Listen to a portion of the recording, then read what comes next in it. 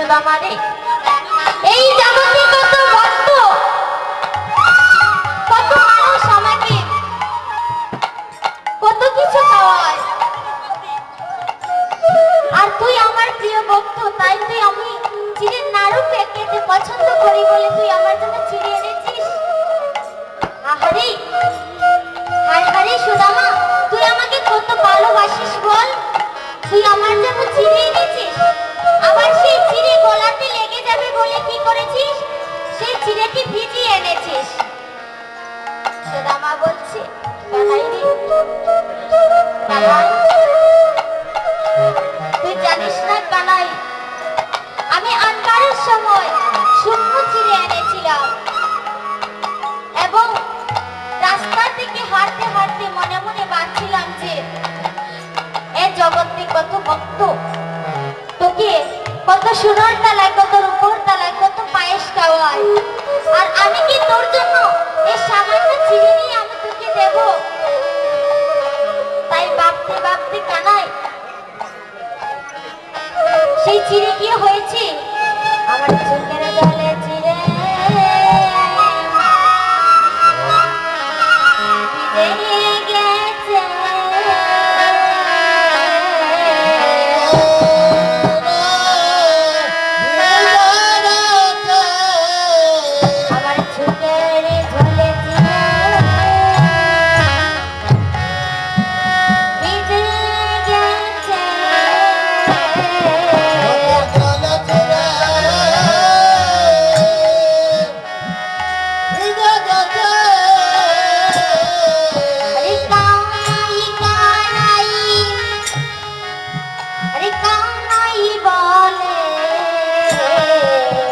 আমার চোখের জলে চিড়ে ভিজে গেছে।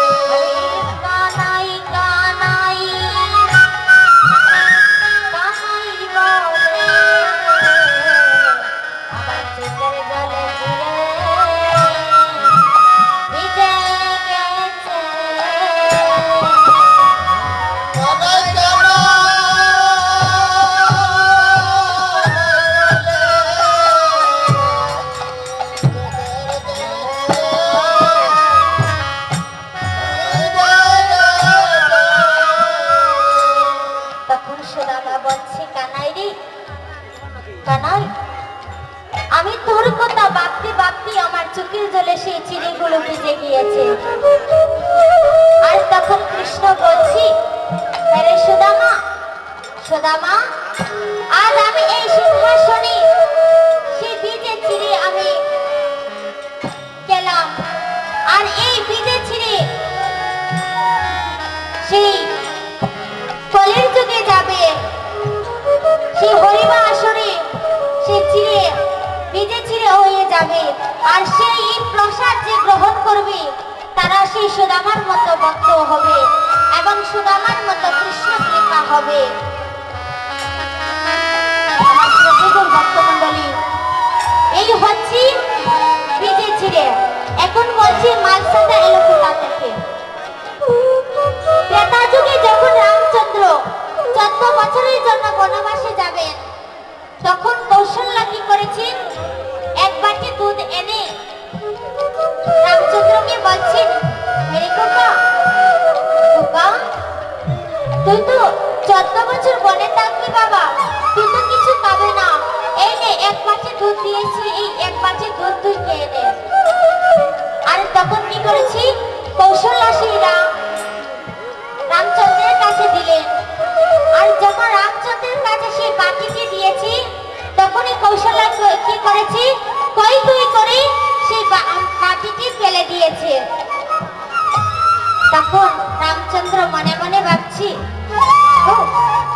তুমি আমার মা হয়েছো তো কি হয়েছো, আইন আইন আইন কিন্তু সবার সমান।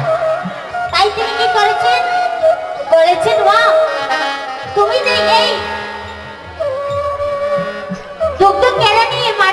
ফেলে দিয়েছো, সেই দুগ্ধ কেড়ে নেওয়ার পর তুমি একদিন বুঝবে, আর আমি তারপর যুগে কৃষ্ণ হয়ে জন্ম নেব, আর সেই দিন তুমি বুঝবে মজা, আমি তোমার দুগ্ধ পান করব না, আর সেই দিন তুমি বুঝবে মজা যে দুগ্ধ কেড়ে নেওয়ার কি ফল। যখন বাবা কৃষ্ণ জন্ম নিয়েছিলেন তখন কি করেছিলেন? দুগ্ধ পান করেনি, যশোদার দ্বারে গিয়ে সেই পালিত হয়েছে। আর তখন সেই কৃষ্ণের মা